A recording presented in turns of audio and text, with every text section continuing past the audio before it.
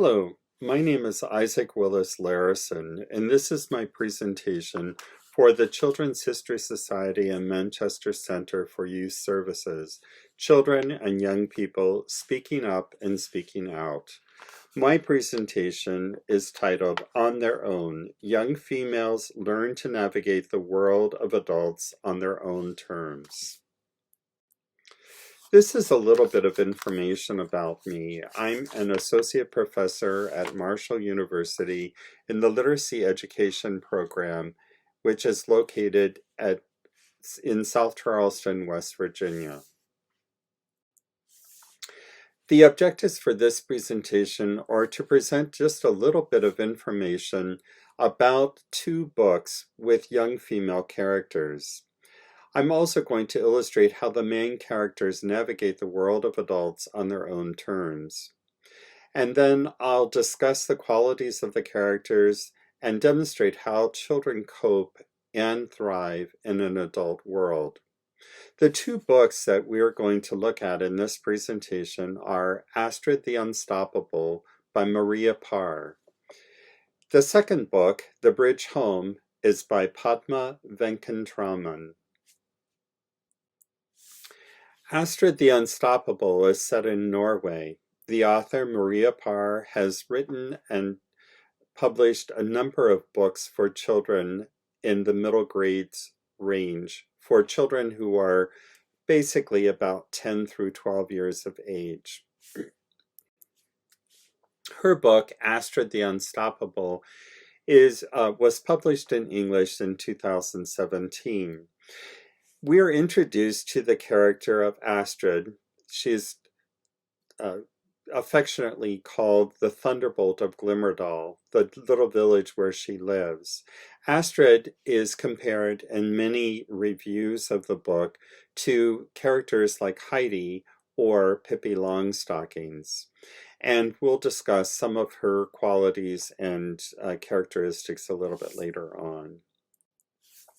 Padma Venkatraman has written a number of books also, and her book, published in 2019 here in the US, is The Bridge Home.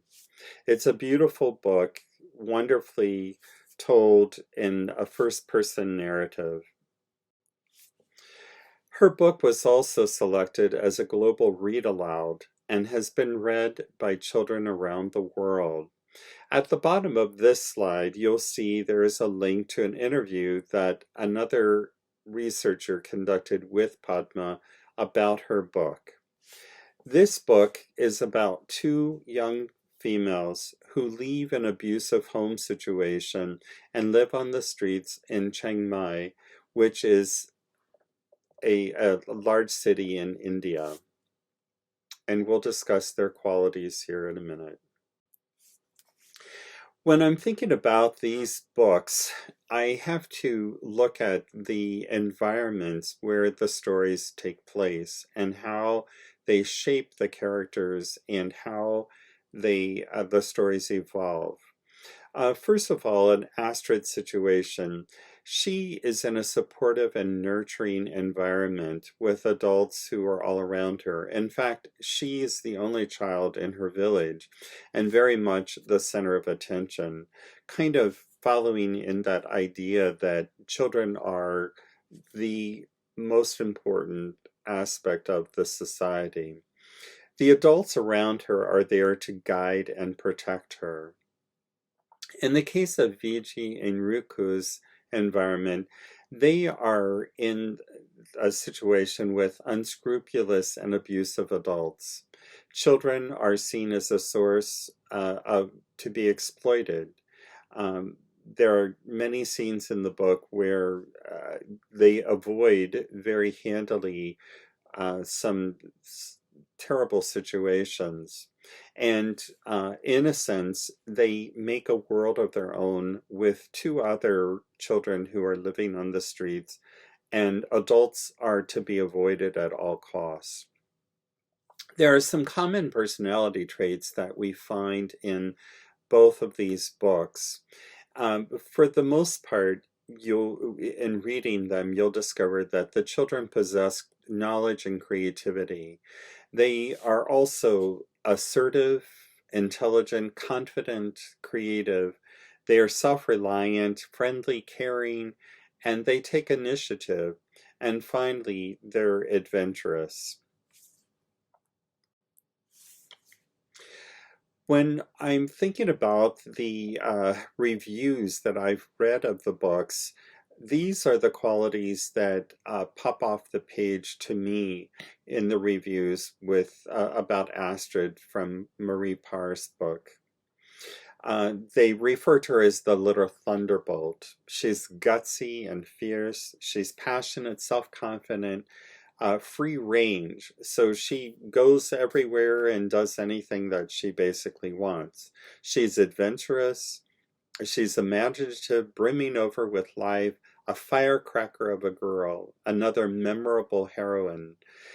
Resourceful, feisty, and irrepressible. Fearless, plucky, daredevil, reckless, lovable, well-meaning character.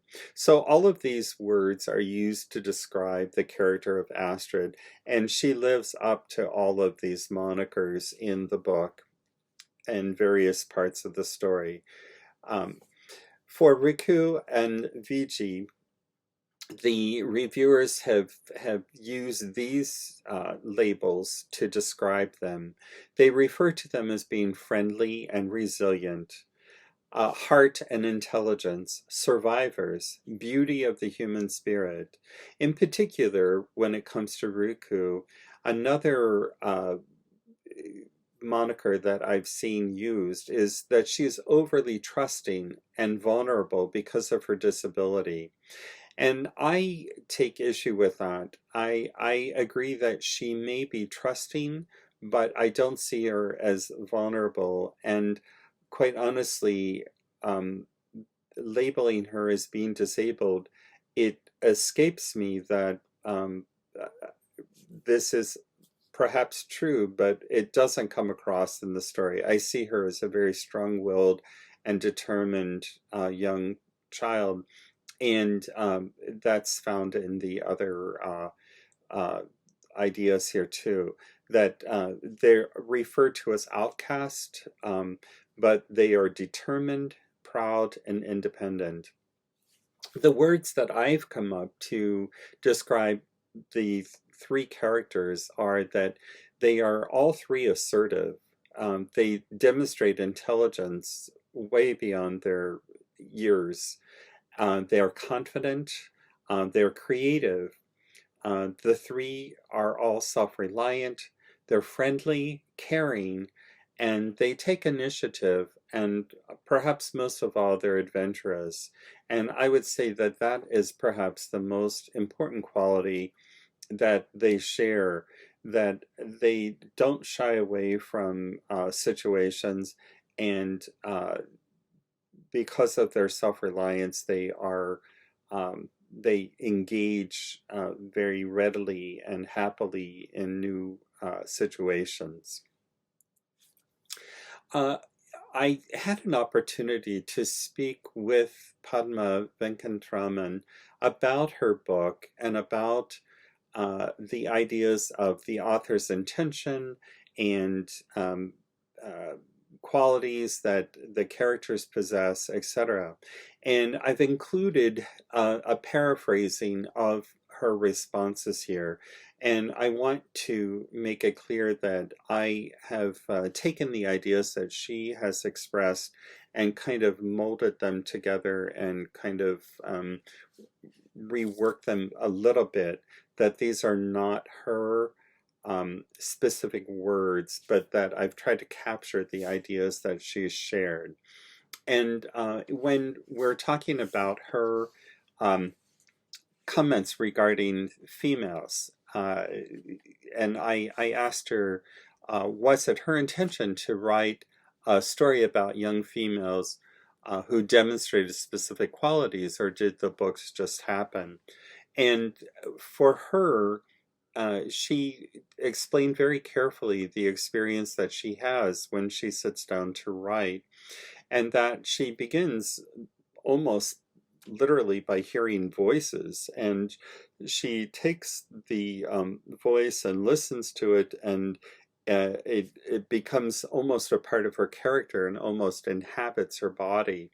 And through that process, she uh, then gets a clearer sense of who the character is and begins to write their story. She literally immerses herself in that process, and she goes through a process of as a scientist, as an oceanographer by training. She literally kind of uses the scientific method of distilling that voice until she really understands and follows what it um, is happening, or she's learning to tell through listening to that voice. Uh, the intentionality in her writing comes through in the revision process, and that's when she sits down and she thinks very carefully about um, uh, sentence structure and the wording and the emotion that she's hoping to convey in the story.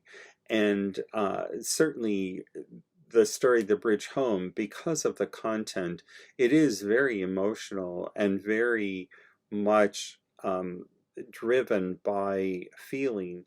Um, you love these characters intensely, and you want all that is good for them. You develop a close emotional bond to them. And I remember in our conversation asking if she would consider writing a sequel to this story because the story is so moving, and I want to know what happens next to them at the end of the story. Um, Padma was very clear about wanting to touch the emotional chord of her readers, and but also being very protective of the ideas that she's sharing in her book, that she does not want to lead children or readers into an emotional response that they are not ready for. A little more about the intention of her writing. Because the story touches upon children who are living on the streets in a large city in India, I asked her, and they struggle first with abuse in the home and other situations that are dangerous for children. I asked her if she intended to write a story that reveals issues of social injustice. And while that is a part of her experience, and as a child herself, escaping with her mother from an abusive home situation and living by American standards in a more or less lower economic stratus. By Indian standards, she was, did not suffer the way that these children in the story suffer. But her books are important because they do share a focus on inequalities that exist in our societies, and she was very clear about how we need to address these inequalities or our whole society will collapse. I asked her how much of the book is her own story, and there is some of it is related to her experience as a youngster, and in part of our conversation, she spoke about how um, a friend of hers very much lived the experiences that the children in the story live. And there's one scene in particular that we discussed related to the children choosing to stay in a cemetery at night for safety. And simply because at night a cemetery is such a scary place for children and adults. But the children knew that, and her friend knew that that was the safest place for her, that people would not follow her into a cemetery simply because they were themselves too afraid. And so being able to brave that situation kind of illustrates the intensity of the experiences of some children who are living in poverty, maybe not here in the US or in Great Britain, but certainly in other parts of the world. And she sees this situation of sharing information in the story related to her own experience as somewhat it's a cathartic experience for her, but it's also a way of opening a door to conversation with others who may be experiencing the plight of abuse in their homes. Um, in this slide, I wanted to look at some of the ideas of childhood and gender in children's literature.